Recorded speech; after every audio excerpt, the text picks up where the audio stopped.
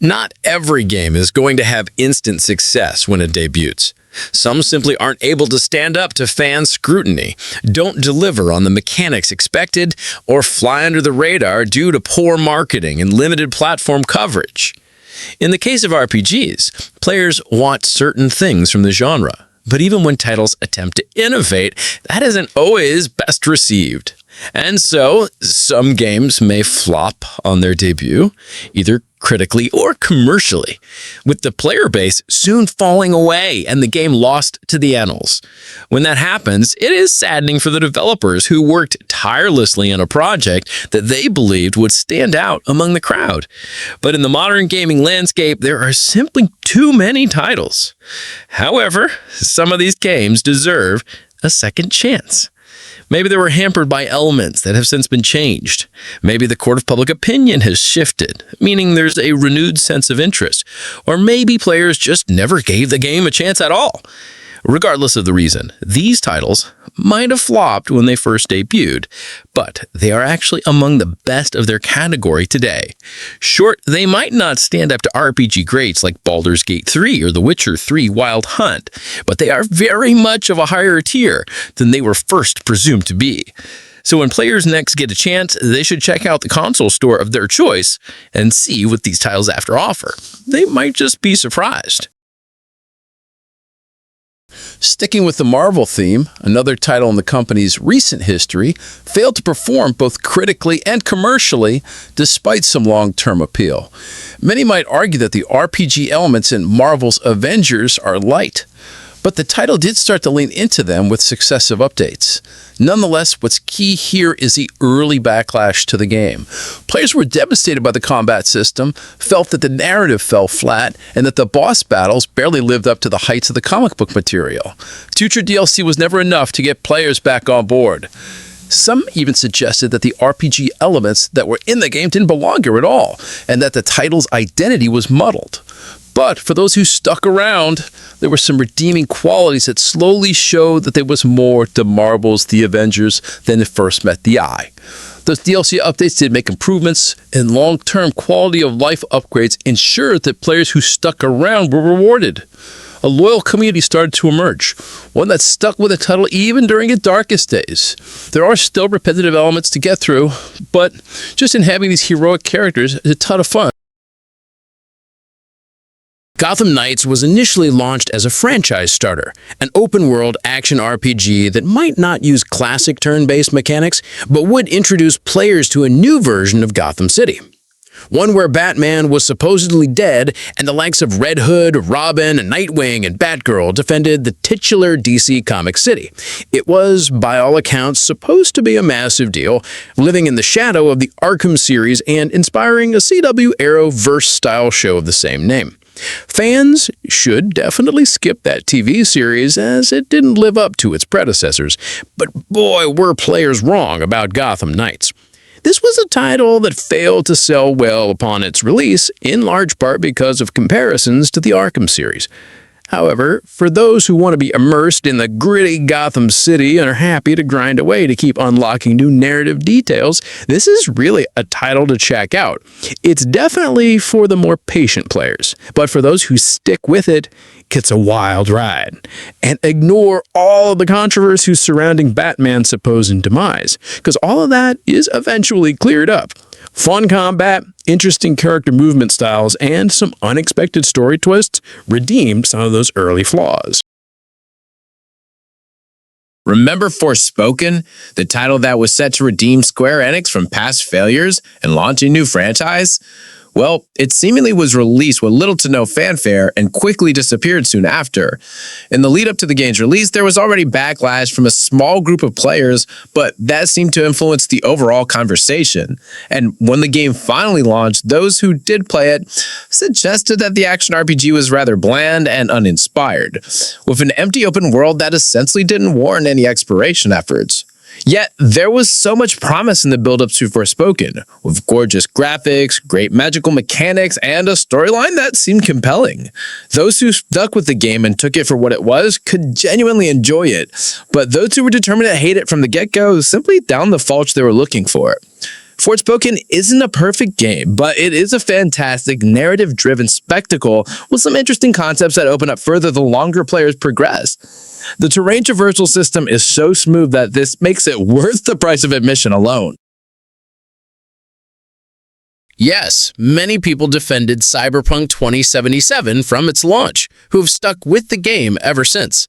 Numerous updates and upgrades have been made to the title, bringing about a smoother system with surprising mechanisms and a deeper narrative to explore. The post-launch content has been nothing short of superb and marks a far cry from how the title initially went to market. Players will probably remember the controversy surrounding a title that many would have argued felt like it had been released far too early. It was the glitches and bugs that made Cyberpunk 2077 a laughingstock upon its release.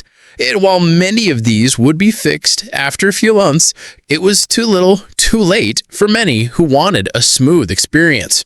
It's hard to argue against that criticism, but now that so many of those issues have been rectified, it is time to look again at what the game has to offer.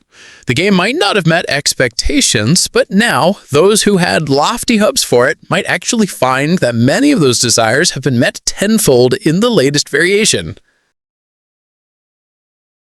Players might have heard of this 2004 title, largely because of its sequel and the wider Vampire the Masquerade saga, but upon this game's initial release, it failed to create too much buzz.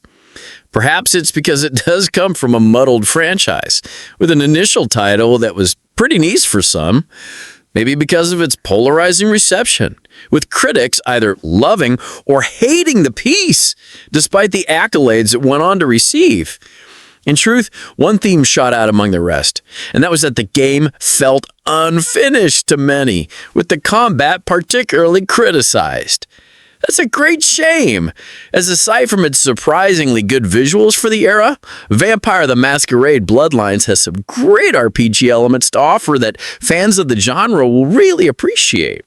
With a narrative that sees players taken to early 21st century Los Angeles, where a vampire is investigating an artifact that could wipe out their kind, this title plays on classic vampiric lore, albeit with a modernized twist. With the game now entering cult classic territory, players who never gave this title a shot need to see what all the fuss is about and revise early opinions from a current perspective.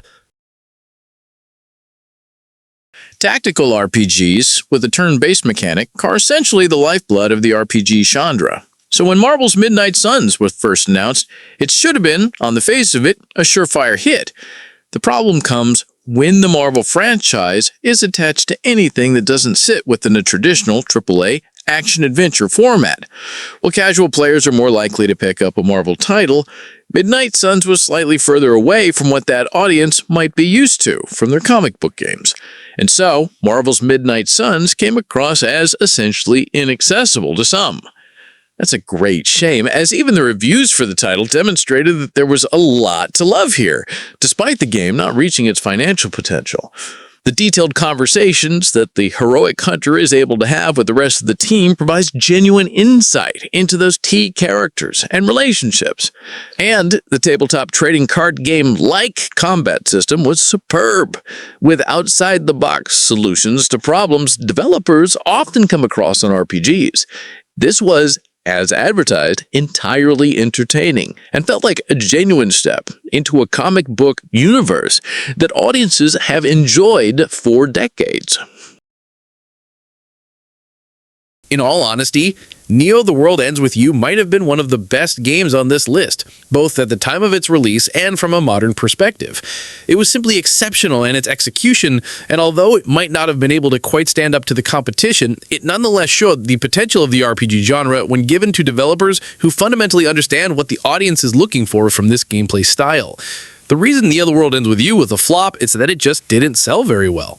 In Japan, the title performed admirably, but internationally it failed to meet expectations. It was very niche and poorly marketed, and that resulted in the game flying under the radar completely. The wider franchise still holds some appeal, but this is the installment that those die-hard RPG heads should really take a look at to get a sense of the genre at its best. The Persona saga has now become known as a heavy hitter within the RPG world, but that doesn't mean that it's all been sunshine and rainbows for this beloved saga, because, believe it or not, Persona 3 sold so badly that many thought it was a flop on arrival. That seems especially strange when sequels and even the remake iteration sold in much higher quantities.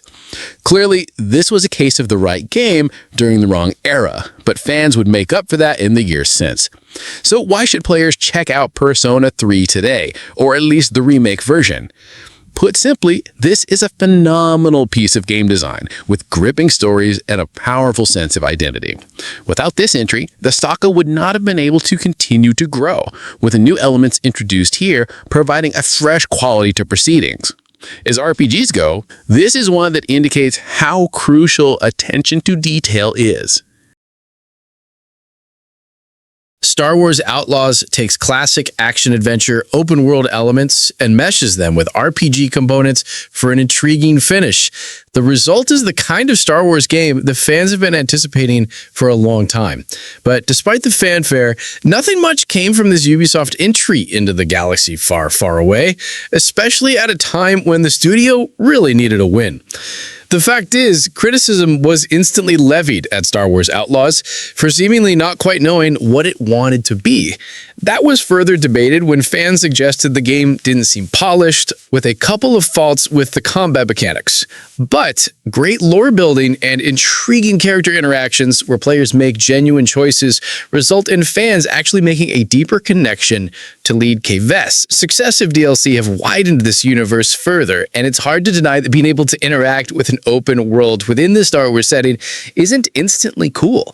The game didn't make the impact that fans were hoping for, but those die-hard Star Wars fanatics definitely need to revisit this game because they will likely get the most from it. Some may be thinking, how can Starfield be a flop on entry? The game sold millions of copies and was seemingly a major mover for Bethesda. However, the problem is, initial reactions meant that the player base dissolved rather quickly, and what appeared to be a big launch for the game soon fell away. Criticism took over, and the title's potential was suddenly given a glass ceiling, and the developers had to play catch-up in an attempt to save face and perhaps win back some of those hopeful spacefarers who simply wanted more from the game. Bugs were a huge part to play at all of this, as the team didn't quite get the patches out fast enough. Some discourse within the community also further caused controversy, pushing people away from the title. But mostly, players disagreed that Starfield felt a little empty, with a lack of purpose in many elements of the game, and planets that just felt unfinished and dull. This was perhaps by design, and as opinion dots get ships in this game, it's a good time to reflect on what it actually provides. Because there just really aren't any other games out there that give this kind of experience. There are larger themes at play here of the role of humanity in the wider universe that players need to pay more attention to in this underrated RPG.